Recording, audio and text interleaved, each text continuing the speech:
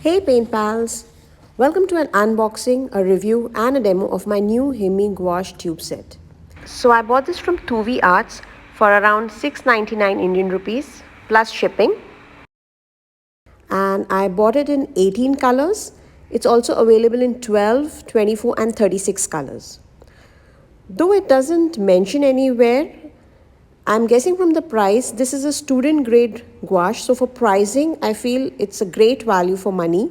So if you're starting out with gouache or you're a beginner, I think for the price, it's really great.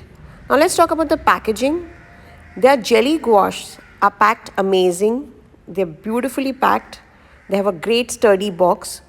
And this packaging is kind of disappointing. But I guess for this price, you can't ask for too much. So I'll give it 3 stars for packaging.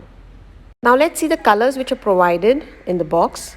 So we can see there are two whites. One is the titanium white, which is opaque, and I guess the other white will be the transparent white. It has 3 yellows, around 3 shades of reds, and a violet.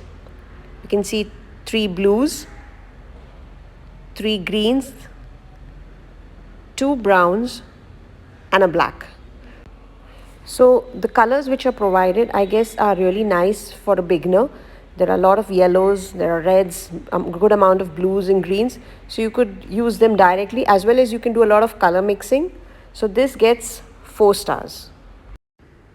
As you can see, these tubes have a seal which prevent the paint from drying. So I'll just get these seals off. The opacity test is the most important test for gouache. So let's check how opaque these gouache paints are. As you could see, the white is pretty opaque.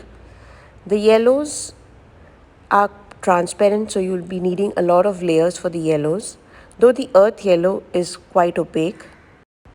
Now if you look at the white side of the paper, the colors are pretty vibrant and they look quite opaque.